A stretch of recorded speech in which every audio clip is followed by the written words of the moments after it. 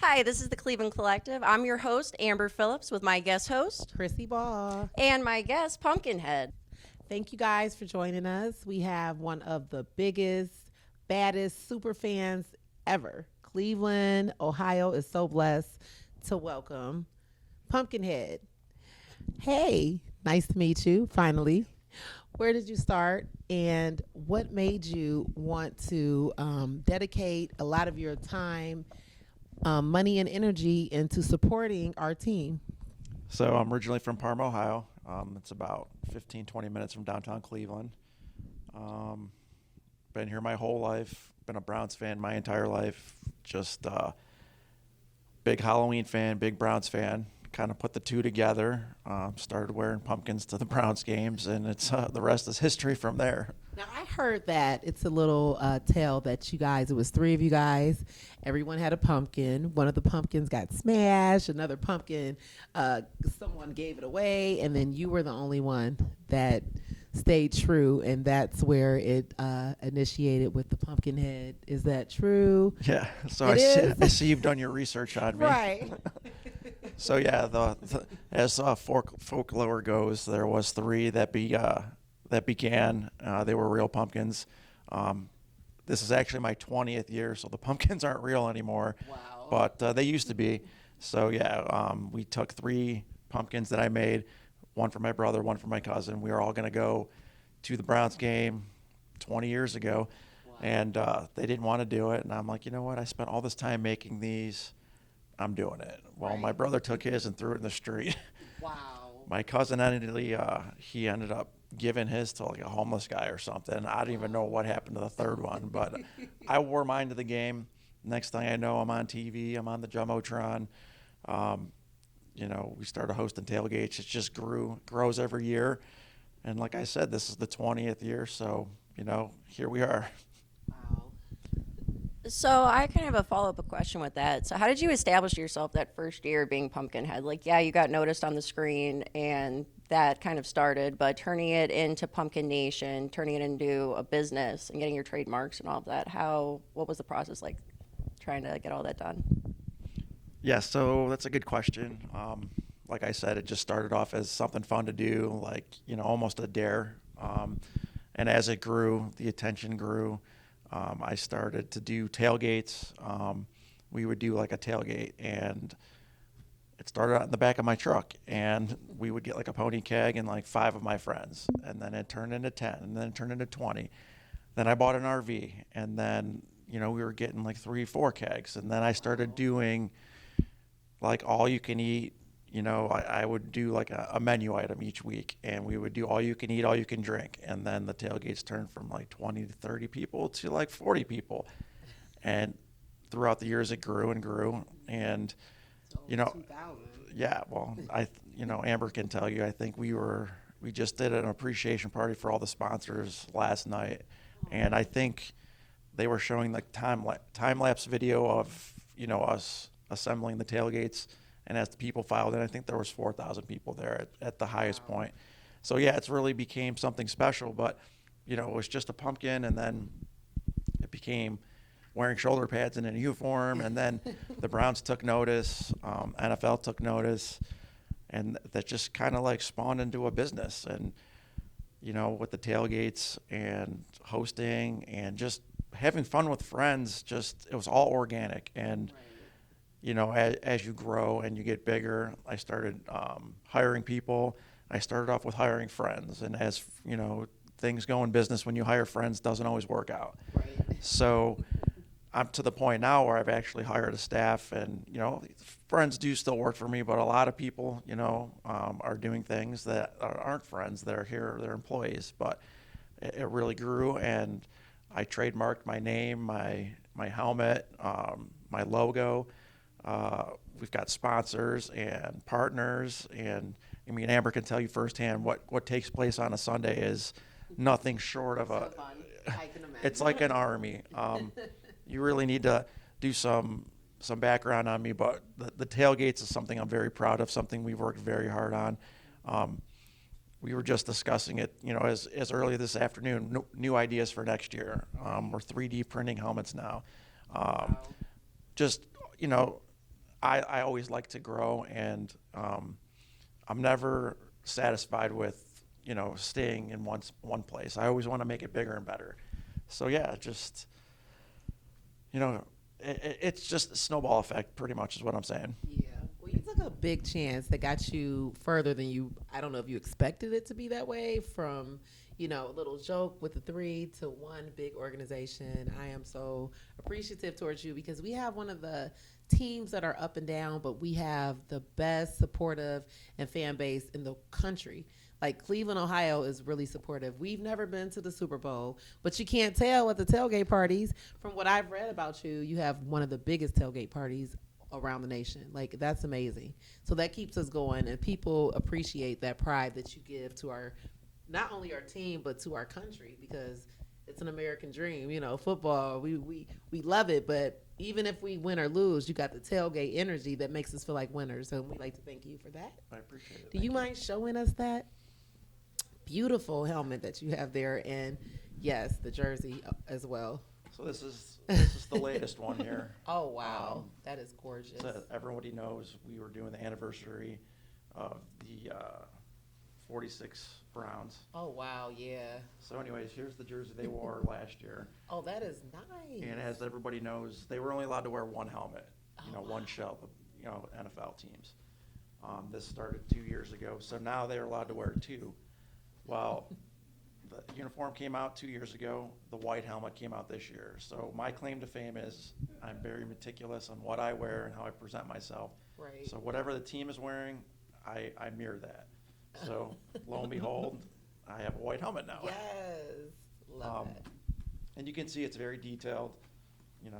It looks just like a football helmet. It does, and a pumpkin. But obviously it's a pumpkin. Yes. Like I said, they're not real. It's fiberglass and epoxy, and I would say about 100 hours goes into one of these. Wow. So, Wow, that's yeah. amazing. That is really nice. And like I said, these things are patented, trademarked, insured. So. Do you sell those? Like, if I wanted to buy one for my... I don't, and a lot of people have asked me, and one of the reasons being is I like to be the one and the only. You want to be the original. It's flattering. I do sell T-shirts and hats and merchandise. So, I mean, I want to be the only Pumpkinhead. Yeah, and that's the point of it. Like, Right. the original, like, I get that part. I mean, that is something that is crafty and gorgeous. And you made that yourself? Yeah, well, actually, me and my best friend, I started out making them by myself, but Wow. he's into car repair, and he's also a hobbyist, so he actually helped me take this to the next level. So, JJ, if you're seeing this, thank you. Well, I will be seeing that come October for real. Like, that is really... But I have to ask you, what about the man behind the mask? Who are you? So that's a great question. I'm a single father of 2. My boys, CJ and Vince, 15 and 16. Just teaching CJ how to drive yesterday, so he just got his temps. I'm an auto worker at General Motors. I'm also a former Marine. I served in the Marine Corps for 8 years.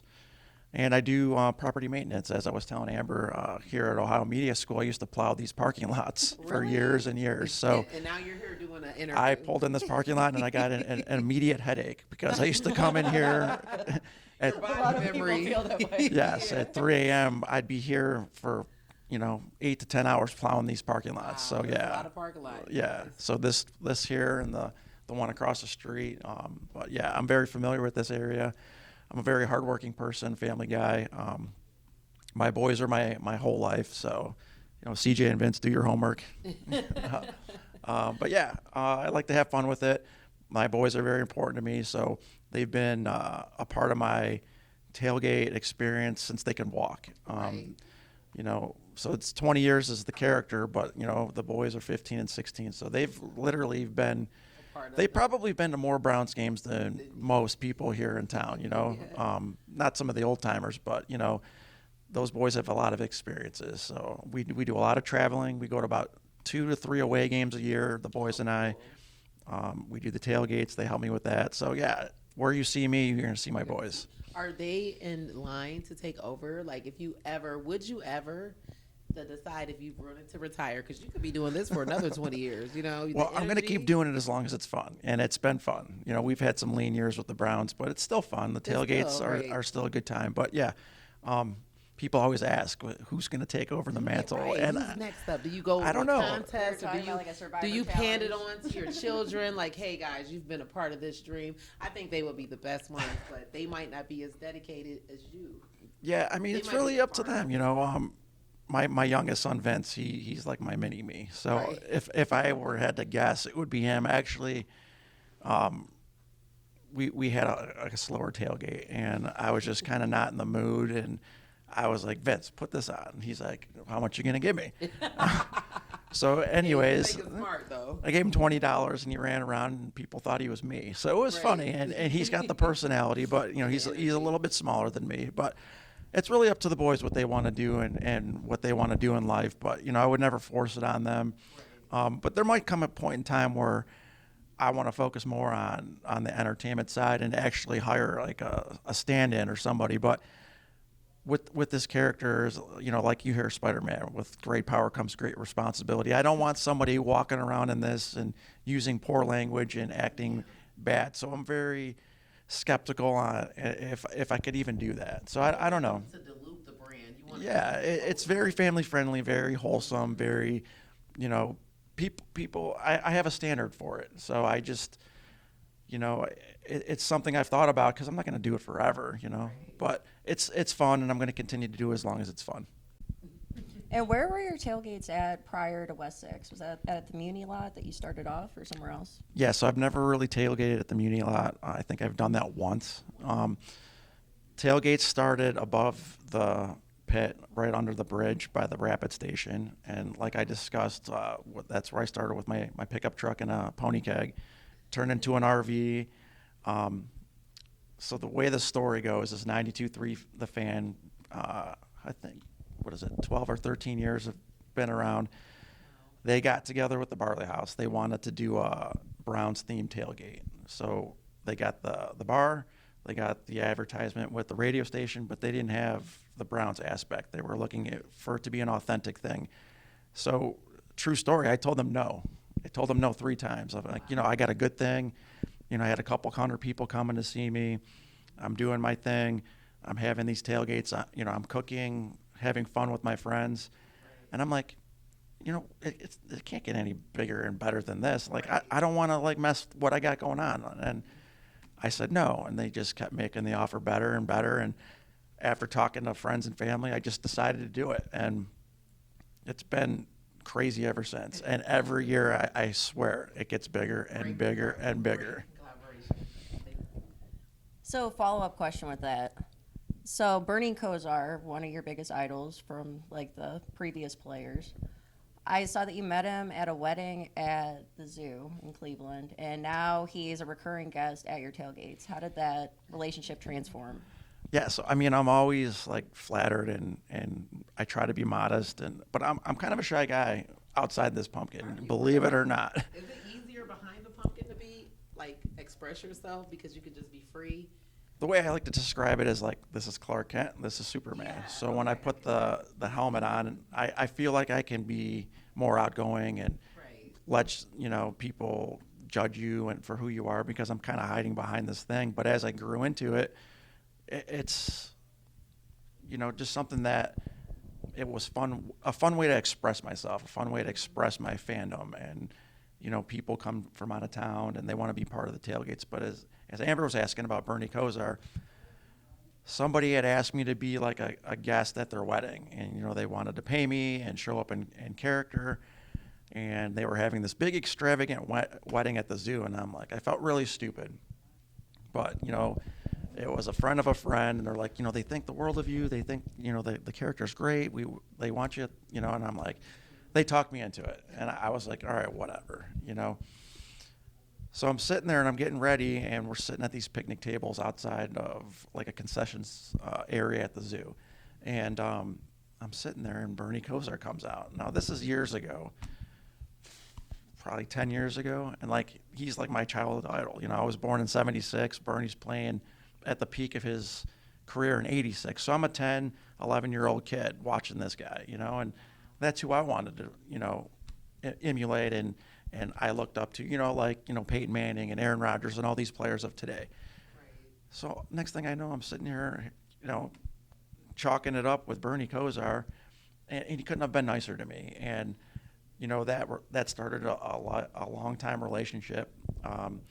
He started doing his own thing with his coffee and his health and wellness things, and as the tailgates grew, he's got a business and partners and sponsors. And with my long-standing relationship with him, it was like a perfect fit. So like he felt safe enough to come to the tailgates. And when you host these tailgates and you bring in athletes and celebrities, there's more to it than just, hey, show up. There's compensation. You need to have security. There's a lot of different things that people don't realize. But as far as the tailgate goes, Bernie Kosar is the official, Browns player of the West 6 tailgate, and how cool is that? He's there with you. He's a part of the reason that you're doing what you're doing too. So I mean, it's just one of the elements of the tailgates that continues to grow. Oh wow, that's amazing to have the person that you idolize. They're idolizing you, honestly, because you're his fan and he's your fan. That's amazing. And he looks out for me.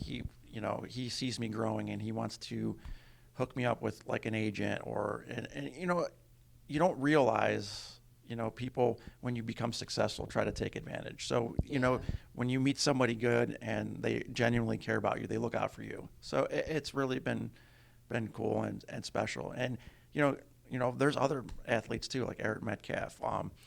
But my greatest thing with these athletes and celebrities meeting all these people is my boys are always by my side, and they have no idea like all the experiences that I get to give them because of this. Right. And that's my greatest payment and my driving force, because they'll go to school and be like, oh, we met Nick Chubb today. They tell their friends at school. like it's nothing. It's second nature, right? Yeah, That's they what don't. we do. Their friends don't believe them. Well, guess what? Dad takes pictures of everything. Yeah, until they see it. Yeah. So that's what I'm very most proud of, though.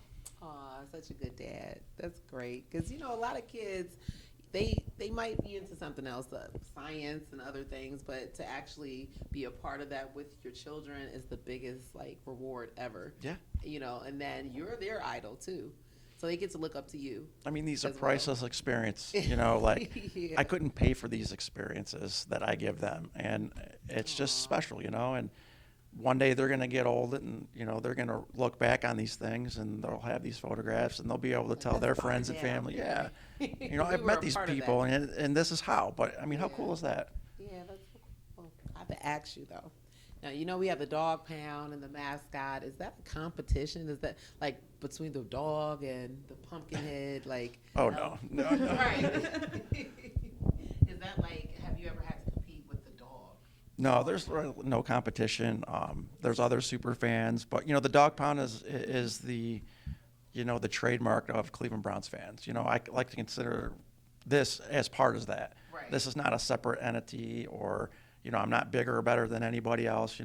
One of my very good friends is Dan Lancey. I don't know if you guys know the Macho Fan, and he's one of my favorites. So I'm not competing with him. I'm not competing with the Bone Lady or the Big Dog. We're all in this together. We're all here to support the Browns. We're all here to have fun. We all have our own unique way of supporting the team and showing our fandom. But yeah, I'm not here to compete against anybody. Right. So it's all here to support the team. So how do you deal with people recognizing you? As this is now 20 years. Right. People have been around the tailgates. They've seen you. Do people ever come up to you and say anything, or do you get treated differently? How do you handle that? Yeah, so just as of recently, of 2 years, I kind of been revealing who I am, not concealing it as much. I used to really be protective of that because of the boys were so little, and I really didn't know how big this was getting. So I kind of tried to keep it separately. But now, for example, I've got a sponsorship with DraftKings. So I've been doing my social media, but you'll see me in my man cave, but you'll see me, I'm on my social channels, but I'm Gus. I'm not Pumpkinhead. Right. So now that I'm getting older and the boys are getting older, it's a little bit different. But I'll be at the grocery store or I'll be at the gym and oh, you're Pumpkinhead. And my joke is I don't know what you're talking about. Right. So I still kind of like to mess with them. Mm-hmm. But, it's to the point now where I feel more comfortable with it. I know how to handle it. I know how to, like, deal with, I don't want to say the celebrity or the fame, but I mean, it's kind of turning into that.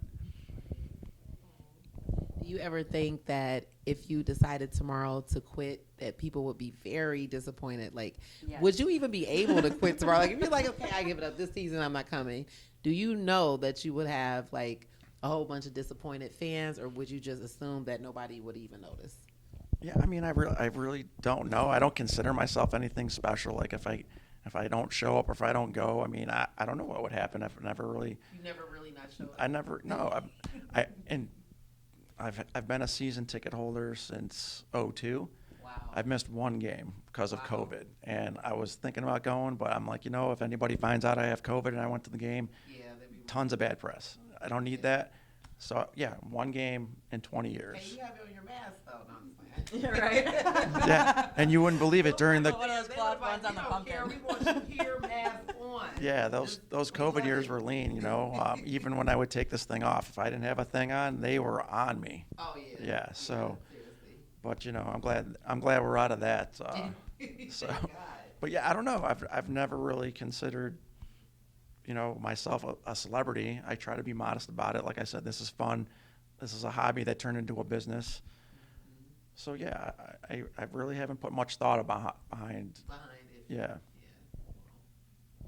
Okay. So, switching to the Browns. Sure. So, the Haslam family had bought 176 acres in Brook Park. And what do you think about that? What would you like it to look like if they're going to build a new stadium over there?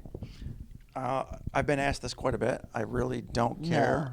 I really don't care what it looks like or where it is, as long as it's got a roof on it. I think with the way the economy is, the way that the Browns is an entertainment business. They're after entertainment dollars. I don't know. Have you guys ever sat at a Browns game in 40-degree weather with rain? Yes. That is miserable. That's when you start drinking. Right. Well, I mean, Where's the beer? that's when you continue drinking. But So you don't feel it anymore. Yep. yeah, I'm all about the fan experience, and I just think you can do so much more with a covered stadium. Like I said, I take the boys to many stadiums. We've been all over, and I really get a bad taste in my mouth when we come back to Cleveland and the stadium, and it's just what other stadiums and teams are offering compared to what we're doing downtown. It's not even comparable, and I'm glad and I'm excited that the Browns have realized this and they're ready to, get us into the 21st century, because I really feel we are really lagging behind, and I don't want to hear about yeah. I mean, they're using the stadium 12 times a year. I mean, it's ridiculous. And then you want to put, reports are like it's going to be $1 billion, $1 billion with a B, to renovate the stadium. I don't want that. Yeah. It's going to be, it's not my money, so I mean, really, I can't really speak to that. But if you're going to put $1 billion in there, you might as well put $2 billion and build a brand new place.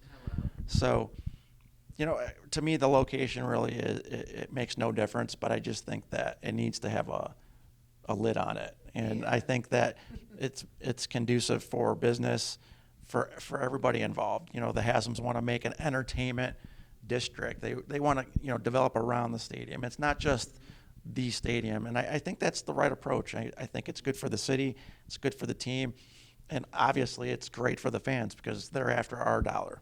Right. And we spend the money though. Yeah. Even though our team isn't the best. Sorry, Browns. We could but to have like the support of what you're doing, it's not like we have the best team on the planet. But we have the best fan base, and that's what makes it so much better. Like, so we're there, we're more comfortable. We deserve that. Not too many teams have this type of support. I mean, the did you see the way that the national media supported the Detroit Lions this year? Yeah. Yeah, I mean, they're the same kind of fan base as us. Yeah. I was really hoping for a Browns-Lions Super Bowl. Yeah. Could you have imagined that? We were close though, Yeah, closer than usual. I had Flacco fever, so. But really, I just think Browns and a few fan bases are very special. Browns, Lions, Packers. Chiefs are a lot like us, but they've had great success lately, so we'll leave them out. Do we even Yeah. mention them? Am I wrong to mention them? Because those are like our, not to say enemy, but our rivals. Yeah, I mean, I don't know. But I don't believe their fan base is as strong as ours. Like we They, really, they have a, you know, we I- compete with them a lot. I'll give them but the I believe respect. that when it comes to like the dedication, I think Cleveland has it because considering that we don't always win, we always win with our support. We support The way you that guys. my, We're the my biggest saying is supporters. we've never lost a tailgate. So Yeah, never. never. I mean, the Browns fans are going to come out regardless, but Yeah. teams like the Chiefs and the Steelers, they've experienced success over the years. So Right. I think it's a different dynamic to support a team that's not producing versus a team that's very successful and always winning. Right. It's just the way it is. I And agree. that's why I brought up the Lions because, they're one of the only other teams that's been 0-16, and here we are both turning the corner. So. Right. That's Okay, so we're going to be wrapping up soon. Got a few questions left. So, what do you think the probably like the 5-year plan is for Pumpkinhead and Pumpkin Nation? How would you like to expand it and utilize the trademarks you have to kind of capitalize on the fame that you've made? So, like I've stated, it's always about improving and growing. I don't know where I see myself in 5 years. I would like to see the tailgates to continue to grow. I would like to be embraced more by the team themselves. I do this all on my own. Commercials? I mean, I've done commercials before. I've done things for the Browns, but if I'm being honest, I'd like to be more embraced by the organization themselves. Why haven't they though? Do you know why? Because it would seem that they would. I mean, it really depends on the front office. Some front offices have brought me in. I've done things for the, Jumbotron, and I've done commercials, and other front offices kind of like push me away. So, it really depends on who's in there, who the marketing people are. The Browns market the dog pound very well, and at least, they have been, the whole guitar smashing thing. Yeah. So, they've got their own plan. I've got my own plan, but in the end, I'm here to support the team, so whatever. But as far as a 5-year plan, I just want to continue growing, and like I said, as long as I'm having fun and people are enjoying it, I'm going to continue to do it. And is there any other players that you'd like to collaborate with specifically?